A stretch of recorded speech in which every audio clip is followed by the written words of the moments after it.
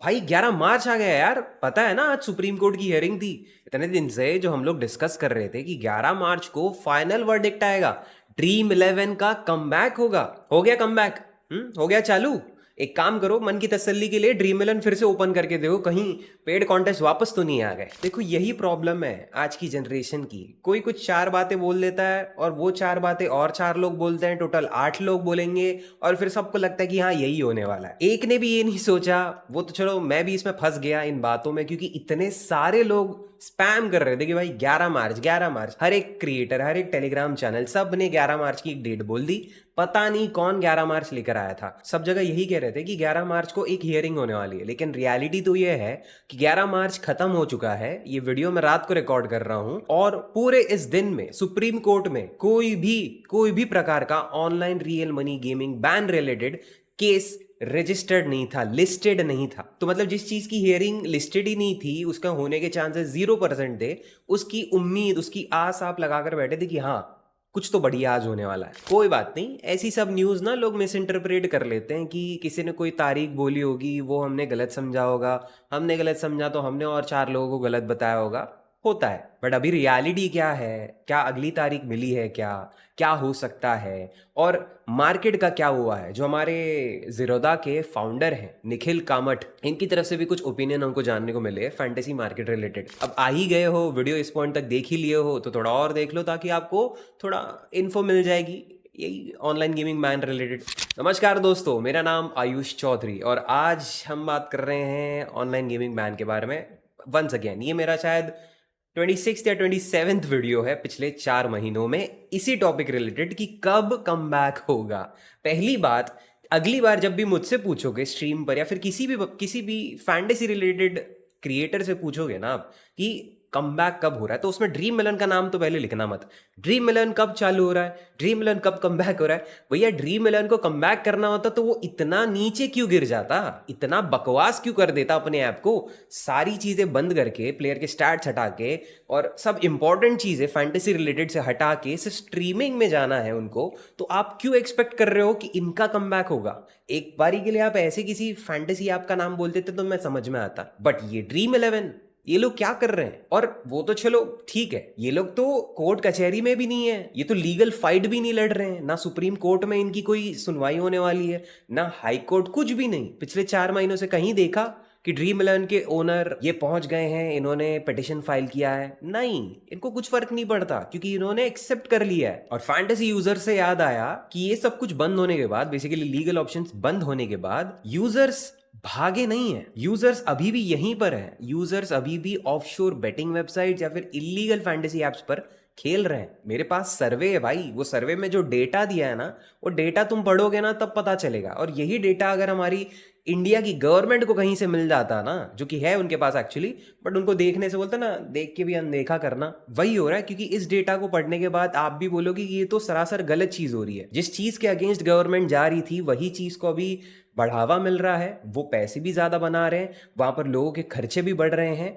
और जो चीज लीगल थी, जो ट्रांसपेरेंट थी, जहां से आपको सारी इंफॉर्मेशन और टैक्सेस मिलते थे, उसको आपने बंद कर दिया। अब आगे चलते हो आपको ये सब पता चलेगा, शॉर्ट शॉर्ट में मैं आपको समझा दूंगा। तो सबसे पहले तो चीज हमारी क्लियर हो गई कि फेक न्यूज बहुत फैलती है। ड्रीम मिलन का कमबैक वगैरह बोल के ढेर सारे आपको वीडियोस मिल जाएंगे।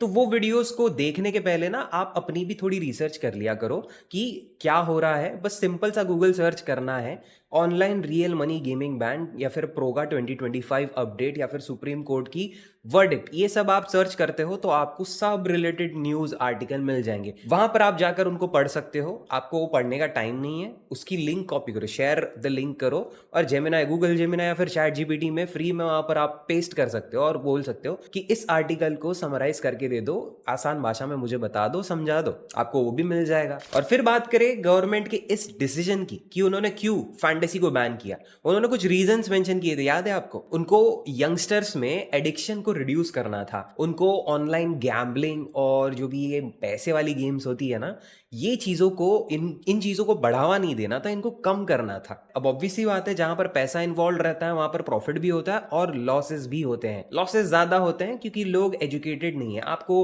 10th तक, 12th तक ये चीजें नहीं सिखाई जाती कि फैंटेसी की टीम कैसे बनाते हैं, फैंटेसी में इन्वेस्ट कैसे करते हैं। वो तो एम्परर भाई ने सिखाया क्या है, एम्परर भाई के ही इन्वेस्टमेंट प्लान वाले वीडियो आते थे, कौन सा आपके टीचर ने सिखा लिया। बट खैर, गवर्नमेंट का मानना था कि इससे लोगों की फाइनेंशियल लॉसेस होती हैं, तो उससे हमें कंट्रोल करना है, तो फैंटेसी को बंद कर दो। और एक और बड़ा रीज़न ये भी था कि जो मनी लॉन्ड्रिंग की केसेस हम देखे और बहुत सारे प्लेटफॉर्म से स्कैम्स और ये सब ये हो रहे थे, तो वो सब कुछ को कंट्रोल में लाना था, उसे बंद करना था, इसलिए इन्होंने फैंटेसी एज अ इंडस्ट्री को बंद कर दिया। अब ये इंडस्ट्री कोई छोटी मोटी इंडस्ट्री है नहीं, 27,000 करोड़ से भी ज्यादा इनका रेवेन्यू बनता था हर साल। अब इतनी बड़ी इंडस्ट्री को आप रातों रात अगर बंद कर दोगे, ये पॉसिबल तो होना नहीं चाहिए था, लेकिन कैसे ना कैसे तो हो ही गया। निखिल कामत सर ने भी यही कहा कि आप ऐसे बैन करोगे किसी भी इंडस्ट्री को, रातों रात शट डाउन कर दोगे, तो इससे पॉजिटिव एक्सपेक्ट मत करो, इससे सिर्फ और सिर्फ नेगेटिव्स बनेंगे। देखो, आपने भी सुना होगा कि कोई भी फैंटेसी ऐप पर खेलता है तो उस पर 1 करोड़ की फाइन है, 10 साल का प्रिजन मतलब जेल होगा।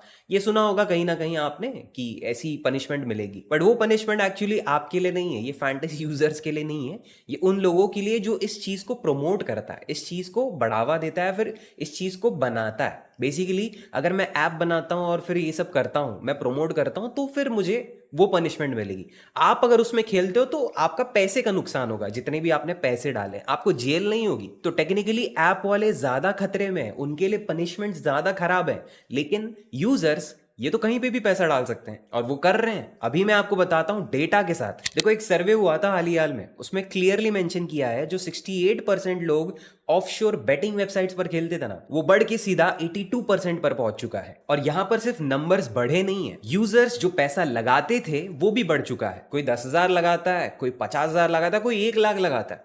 तो इन सबको अगर एवरेज करूं ना मैं, तो 5 से लेकर 10,000 रुपए खर्च होते थे पर यूजर से मंथली बेसिस पे। आज वही यूजर 25,000 से ज्यादा खर्चा कर रहा है मंथली बेसिस पे। और ये नंबर बहुत छोटा लगेगा, 25,000 क्या होता है, लेकिन यूजर्स भी कम नहीं है भाई, लाखों करोड़ों में यूजर्स हैं। यहां पर आप इस स्क्रीन पर देख सकते हो, इस चार्ट में, ये माइग्रेशन वाली चार्ट है, मतलब कितने सारे लोग कहां से कहां आए हैं, कितने पहले थे और कितने बाद में आए हैं। सबसे पहले लाइन में आपको वो लोग दिखेंगे जो बैन के बाद बंद कर दिए, ठीक है, ऑफशोर प्लेटफॉर्म पर खेलते थे, उन्होंने बंद कर दिया खेलना। 110 को आप अगर 1000 से मल्टीप्लाई करोगे तो इतने लोग थे, और जो कि इन टोटल 11% आता है। और फिर उसके बाद जस्ट एकदम आखिरी वाली लाइन देखो, players who did not use offshore platforms before the ban and continued not to use them after the ban. मतलब वो बैन के पहले भी नहीं खेलते थे उस पर, और बैन के बाद तो क्या ही खेलना। तो उस टाइप के लोग काफी कम है, सिर्फ 7% है। फिर आते हैं वो प्लेयर्स जो ऑफशोर प्लेटफॉर्म्स पर पहले भी खेलते थे